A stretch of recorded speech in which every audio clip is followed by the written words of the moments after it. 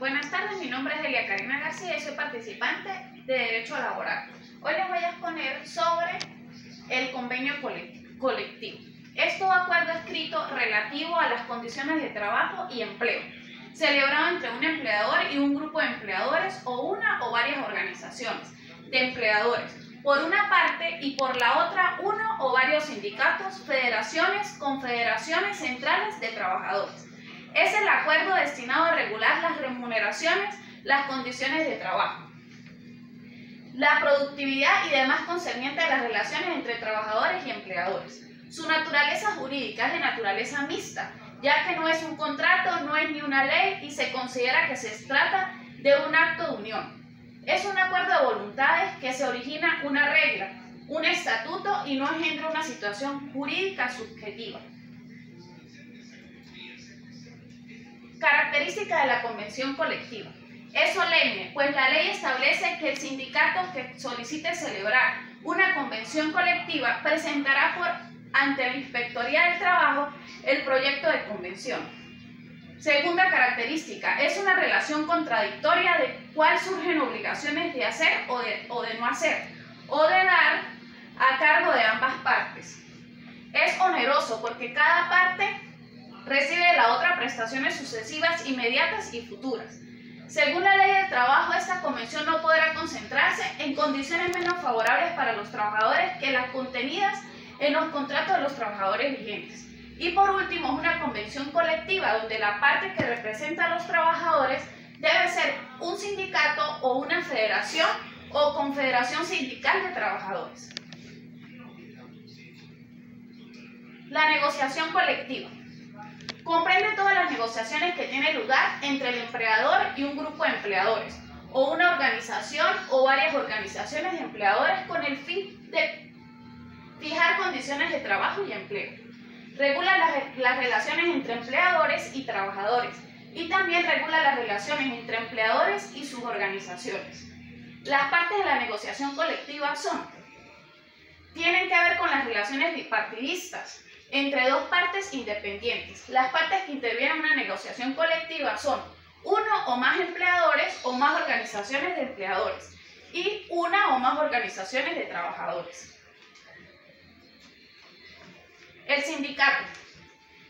El sindicato es una organización integrada por trabajadores en defensa de desarrollo y protección de sus intereses sociales, económicos y profesionales relacionados a su actividad laboral, respecto al centro de producción, fábrica, taller o empresa, con el empleador, con esta relación contractual con el pueblo y la nación. Ahora hablaremos sobre los tipos de sindicatos. Tenemos los de empresas, que están formados por individuos de varias profesiones, oficios o especialidades, que prestan sus servicios en una misma empresa, establecimiento o institución, de industria o rama de actividad económica. Están formados por individuos que prestan su servicio en varias empresas, de la misma industria, rama o actividad económica. Las gremiales están formados por individuos de una misma profesión, oficios o especialidad. Y la de sindicatos de oficios varios son los formados por trabajadores de diversas profesiones. Solo pueden formarse en los lugares donde hayan trabajadores de la misma actividad o profesión o oficio.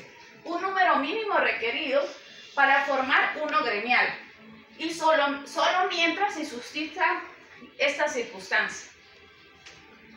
Proceso de la formación de un sindicato. Según la Ley Orgánica de Trabajadores, en el artículo 382 se debe solicitar por escrito ante el Registro Nacional de Organización de Sindicales, de acuerdo al ámbito territorial de la organización sindical, que se proyecta el registro del sindicato debe ir acompañado de los siguientes requisitos. Primero, el acta constitutiva, el artículo 383. Copia de los estatutos, artículo 384. Copia de los miembros fundadores, artículo 385, y esto deben ir firmados por la Junta Directiva como prueba de su autenticidad. El funcionario recibirá la solicitud para el registro del sindicato acompañada de otros requisitos y dentro de 30 días siguientes, y ordenará el registro si no encuentra deficiencias. Y si las hay, se les comunicará a los solicitantes para que sea corregido en un plazo de 30 días. Al no presentarse ninguna deficiencia, El funcionario continuará en el registro de la organización sindical. Eso lo encontramos en el artículo 386 de la ley. Los fondos sindicales son los dineros que serán usados para satisfacer el presupuesto de los gastos del sindicato. La administración de los fondos sindicales, que lo encontramos en el artículo 439, donde dicen que los fondos se deberán depositar en un instituto bancario. Fuero sindical. Se define como la garantía que la ley otorga a los trabajadores que promueven la legalización del sindicato y de los miembros de las juntas directivas sindicales, a no ser despedidos, trasladados o desmejorados en sus condiciones de trabajo, sin justa causa y sin que el Estado le dé protección. Una garantía de ellos es la inamovilidad del trabajo. Disolución y liquidación de los sindicatos, por acuerdo entre las partes, por no cumplirse cualquier condición prevista en los estatutos. Tercero, por reducción de los afiliados a menos de 25 y por sentencia judicial. Contenido de la convención son las normas de configuración que estructuran el convenio como una norma jurídica, un contenido mínimo o necesario. En todo convenio se necesita la determinación de las partes que lo acuerdan, la determinación de los ámbitos personal, funcional, territorial y temporal.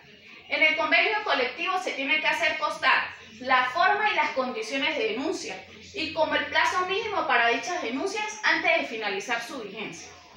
Todo convenio tiene que designar una comisión paritaria a las representaciones de las partes. El convenio deberá establecer los procedimientos para resolver posibles discrepancias.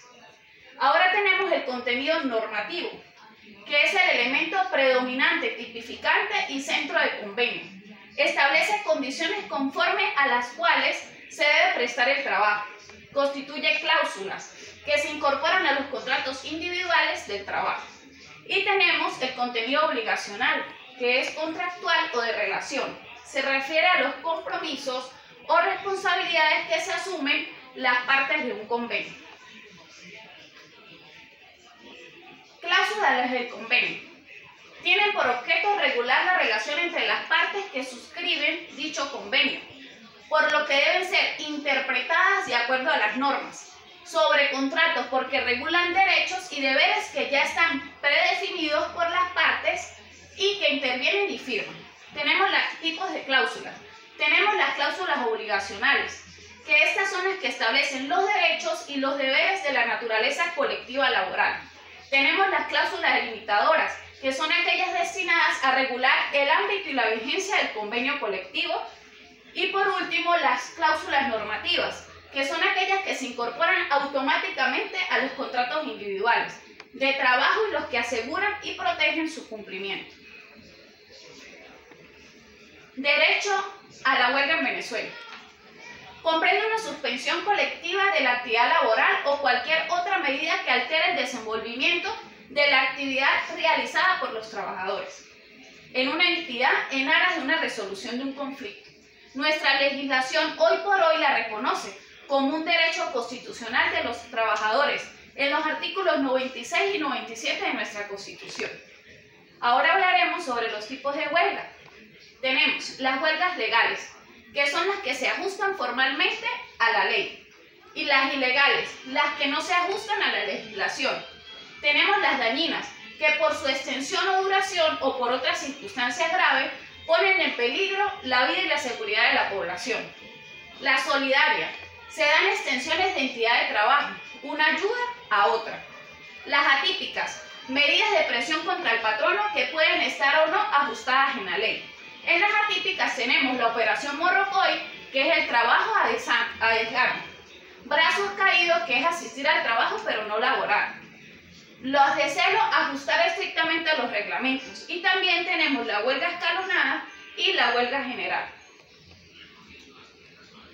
En cuanto al ejercicio del derecho a la huelga, los trabajadores no suspenderán las labores colectivamente hasta tanto no hayan transcurrido 120 horas contadas a partir de la presentación del pliego de peticiones.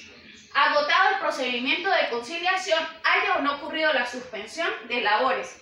Si las partes no convienen en el arbitraje, la Junta de Conciliación o su presidente expedirá un informe fundado que contenga la enumeración de las causas del conflicto. Derecho de huelga a los funcionarios públicos en servicios públicos esenciales. Sin duda alguna, la Constitución de nuestra República Bolivariana de Venezuela, en el artículo 97, en forma muy amplia, consagra los derechos de establecer que todos los trabajadores tienen derecho a la huelga, tanto en el sector privado como en el público, dentro de las condiciones que establezca la ley. Coloca en el mismo plano la igualdad a los trabajadores del sector público como el privado, pero resulta significativo hacer una especial consideración cuando la norma constitucional alude al ejercicio de este derecho dentro de las condiciones que establezca la ley. En el artículo 210 del Reglamento de la Ley Orgánica del Trabajo expone una lista de servicios públicos esenciales, con independencia en este prestador de título con quien actúe. En estos puede perfectamente darse la huelga, pero nunca una huelga total, ya que en la ley estipula que los servicios esenciales no se puede eliminar por completo, porque si no la población se va a ver vulnerada. Esta ha sido toda mi exposición. Muchas gracias.